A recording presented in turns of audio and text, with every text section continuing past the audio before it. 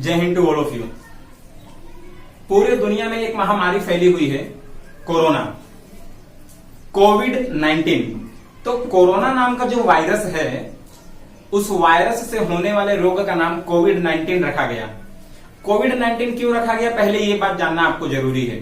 Covid में spelling आती है COVID। CO का मतलब कोरोना, VI का मतलब वायरस, D का मतलब disease. Corona virus disease Covid हो गया, और 19 का मतलब 2019 में ये आया, 2019 में ये डेवलप होने लगा।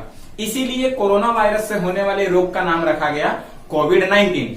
अब यहां पर एक चीज समझने वाली ये है कि पूरे दुनिया भर में जो ये महामारी फैली हुई है, इसकी टेस्टिंग कैसे होती है, कैसे पता चलता है कि किसी व्यक्ति को कोरोना हुआ है, कैसे पता चलेगा कि ये व्यक्ति कोरोना से ग्रसित है।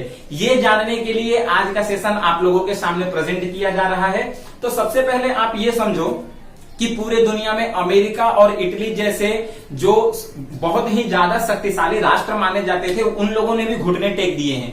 ऐसे सिचुएशन में दुनिया का दूसरे नंबर का सबसे ज्यादा आबादी वाला देश भारत अपने आप को अभी तक टिकाए हुए है।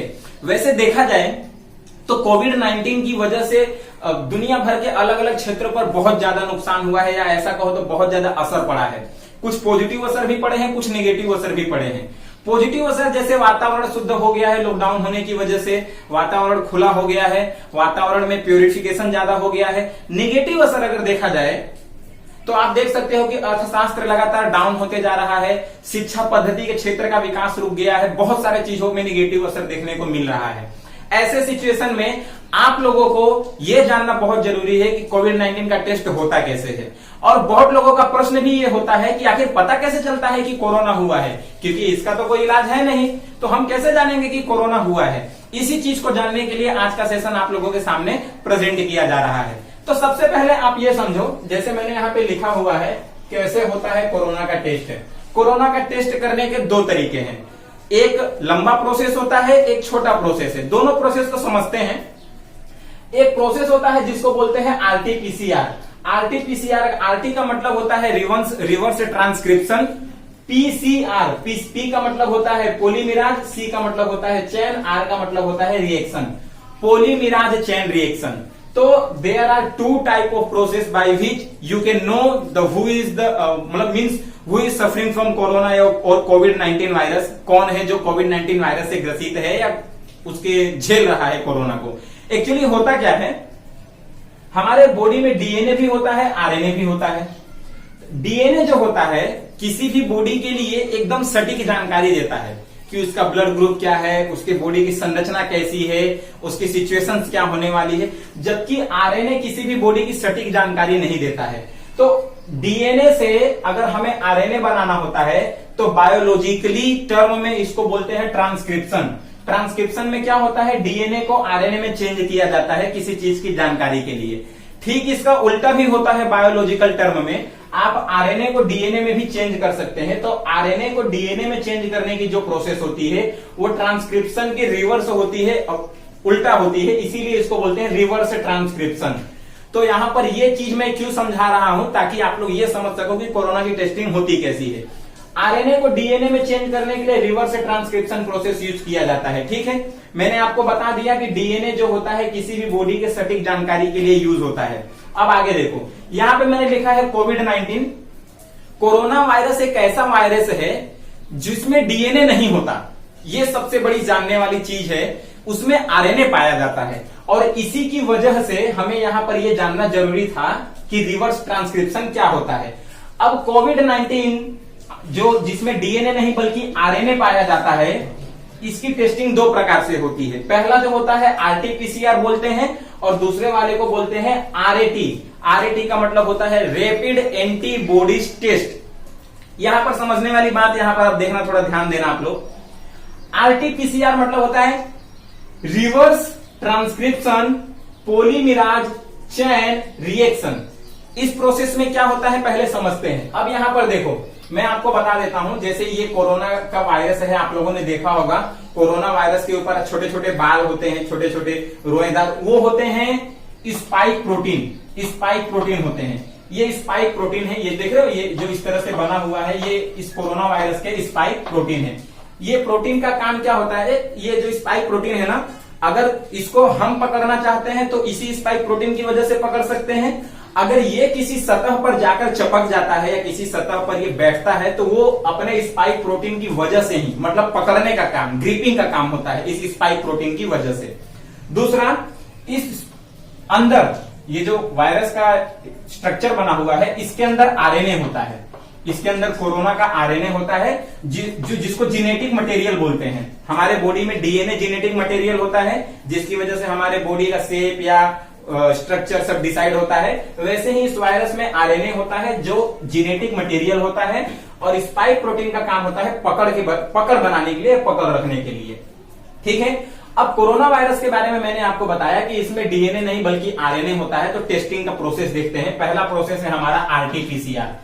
सबसे पहले मैं आपको बता दूं, जब नया नया मार्केट में कोरोना आया था या फिर कोरोना की वजह से जब लोग ग्रसित होने लगे थे तो यही प्रोसेस चलता था, आरटीपीसीआर। इसमें क्या होता है, आरटीपीसीआर से टेस्टिंग करने के लिए जो डॉक्टर्स होते हैं वो हमारे मुंह से थोड़ा बलगम निकालते हैं, ऐसा आ करके अंदर से बलगम को निकाला जाता है। बलगम थूक जो होता है उसकी टेस्टिंग होती है। ये वाले प्रोसेस में बलगम की टेस्टिंग होती है। तो बलगम को निकाला जाता है। निकालने के बाद क्या होता है, अगर उसमें कोरोना है वो जानना है तो उसके लिए आपको ये क्या करना पड़ेगा, पहले आरएनए को डीएनए में चेंज करना पड़ेगा। तो उस बलगम को निकाला, बलगम में कोरोना है कि नहीं ये जानने के लिए उसको क्या किया, डीएनए में चेंज किया, क्योंकि कोरोना वायरस में तो आरएनए होता है। उसको डीएनए में चेंज करने के बाद हमें पता चलेगा कि वहां पॉजिटिव है या निगेटिव है। क्योंकि क्या होता है, जैसे मान लो एक बार कोरोना का डीएनए मिल गया तो हमें पता चल जाएगा कि कोरोना कैसा दिखता है। फिर उसको दुनिया भर के हॉस्पिटल में, दुनिया भर के देशों में उसको फोटो को भेज दिया जाएगा कि भाई कोरोना वायरस ऐसा दिखता है, अगर आप डीएनए टेस्टिंग कर रहे हो, अगर ऐसा दिखे तो समझ जाना कि व्यक्ति को कोरोना है। तो आरटीपीसीआर प्रोसेस में अगर वो है तो पॉजिटिव और नहीं है तो निगेटिव।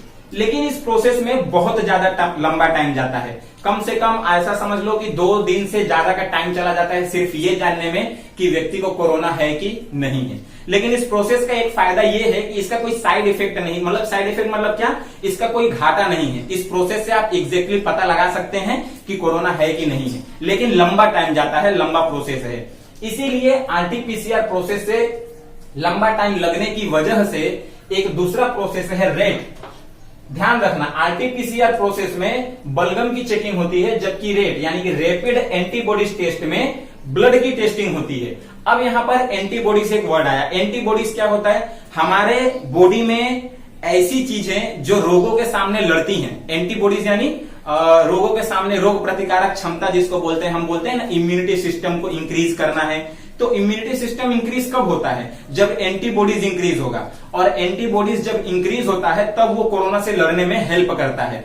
अच्छा, रैपिड एंटीबॉडीज टेस्ट में क्या है, ये आपको तुरंत ही इसकी कुछ ही घंटों में आपको पता चल जाएगा, क्योंकि ब्लड की टेस्टिंग करनी होती है। तो कुछ ही घंटों में आपको पता चल जाएगा कि आपके बॉडी में कोरोना है कि नहीं है, या आपके शरीर में कोरोना ग्रसित है कि नहीं है। इसमें क्या होता है, रैपिड एंटीबॉडीज टेस्ट में ब्लड की टेस्टिंग होती है।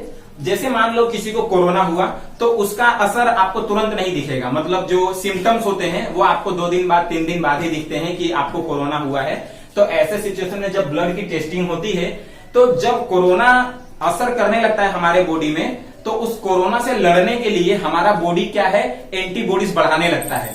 हमारी बॉडी क्या करती है, एंटीबॉडीज अंदर से बढ़ाने लगती है। इम्यूनिटी सिस्टम की जिस भी रोग प्रतिकारक क्षमता के लिए जो भी चीजें होती हैं वो अपने आप बढ़ने लगती है। तो अपने आप बढ़ती क्यों है, क्योंकि वो कोरोना से होने वाले सिम्टम्स को रोकने की कोशिश करती हैं।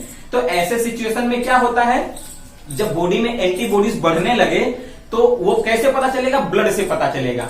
तो ब्लड की जब टेस्टिंग की जाती है तो एक व्हाइट कलर का ऐसा सिस्टम होता है, एक व्हाइट कलर का, जिसमें उस ब्लड को डाला जाता है। इसके अंदर एक सॉल्यूशन होता है।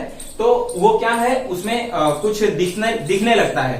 तो उससे पता चल जाता है कि बॉडी में एंटीबॉडीज बहुत तेजी से बढ़ रहा है, और बॉडी में बहुत तेजी से एंटीबॉडीज बढ़ रहा है, इसका मतलब कोरोना असर किया है। वैसे तो ये सभी रोगों के लिए हो सकता है, लेकिन बहुत तेजी से एंटीबॉडीज बढ़ रहा है, इसका मतलब कोरोना इफेक्ट किया है।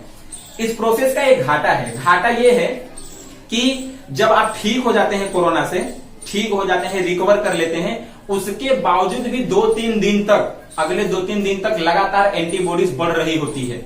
जिसकी वजह से लोगों को अगर चेकिंग करवाना हो ब्लड का तो ठीक होने के बावजूद भी 2-3 दिन तक ये दिखाएगा कि आपके बॉडी में एंटीबॉडीज बढ़ रही है, इसका मतलब अभी भी कोरोना है।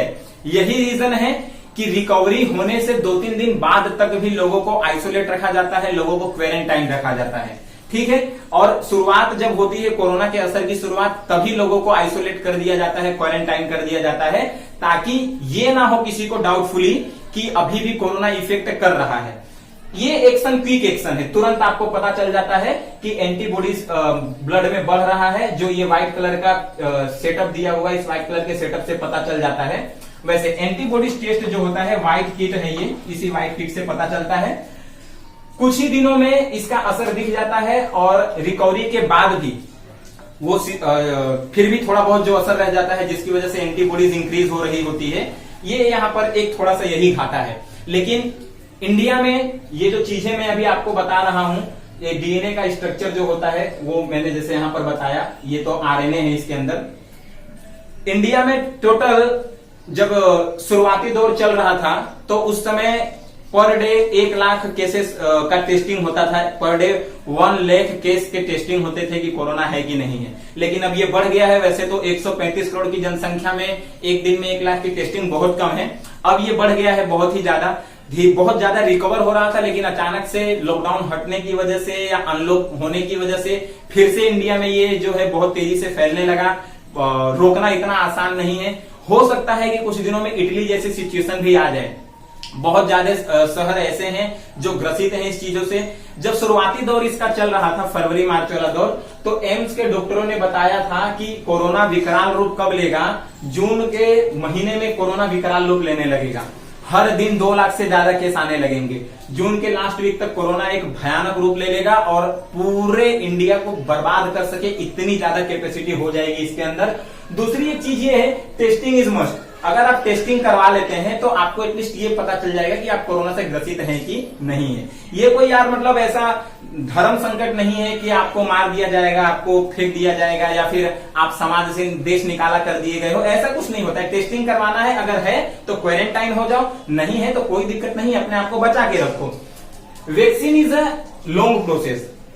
वैक्सीन बनाना और दवा बनाना ये दोनों डिफरेंस है। वैक्सीन एक बहुत लंबी प्रक्रिया है जिसमें बहुत लंबा समय लग सकता है, लेकिन कुछ देशों ने दावा किया है, मैं नाम नहीं लूंगा, कि हम दवा बनाने की कोशिश कर रहे हैं और बन जाएगा। कुछ भी हो जाए, सितंबर से पहले, ये बात जून में ही फिक्स कर दी गई थी, या जून में ही इस बात का खुलासा कर दिया गया था कि कोई दवा अगर बन भी जाती है तो सितंबर से पहले उसको मार्केट में सप्लाई नहीं किया जाएगा। यानी कि दवा आने में मार्केट में भी सितंबर तक का समय लग सकता है। और रही बात वैक्सीन की, तो इट्स अ लॉन्ग प्रोसेस, इसमें कितना समय लगेगा किसी को कुछ नहीं पता। आपको अपने आप को सुरक्षित रखना है। वैसे क्वारंटाइन यहाँ पर एक शब्द आया था, मैं उसका मतलब बता देता हूँ आपको, जनरल नॉलेज के लिए भी बहुत जरूरी है। लोग बहुत सारे कॉम्पिटिटिव एग्जाम में पूछा भी जाता है। क्वारंटाइन का मतलब होता है 40 दिनों के लिए अपने आप को आइसोलेट कर लेना। क्वारंटाइन का मतलब होता है 40 दिनों के लिए अपने आप को आइसोलेट कर लेना। तो इस क्वारंटाइन जो वर्ड यहाँ पर यूज किया गया है कोरोना से, तो जब इसमें आप अपने आप को 40 दिन के लिए आइसोलेट कर लेते हो, इसका मतलब आप किसी से कांटेक्ट में आ नहीं रहे हो, इसकी वजह से किसी दूसरे को नहीं फैलेगा ये। इसीलिए आपको ये एक प्रकार का संक्रामक रोग है, आपको खुद इससे बच के रहना है, दूसरों से संपर्क में नहीं आना है और आप सुरक्षित रहने की कोशिश करें। ये बहुत ही भयानक रोग है, इसको मजाक में नहीं लेना है, इसको सीरियसली लेना है और अपने आप को बचा के रखना है। घर में जितने भी लोग रह रहे हैं उनको भी बचा कर रखना है। तो इस तरह से कोरोना का टेस्टिंग होता है, जिससे पता लगाया जाता है कि कोरोना है कि नहीं है। तो फाइनली आप इस बात से सहमत हो चुके होंगे, या इस बात से आपको अंदाजा लग सकता होगा कि कितना भयानक हो सकता है ये और इसकी टेस्टिंग किस तरह से होती है। तो finally best of luck, thank you so much, जय हिंद। घर पर रहे, सुरक्षित रहे, अपना ख्याल रखें, घर का ख्याल रखें, पेड़ लगाएं, पानी बचाएं, देश की सुरक्षा करें और देश के गद्दारों से दूर रहें और उनको देश से दूर भगाएं। जय हिंद।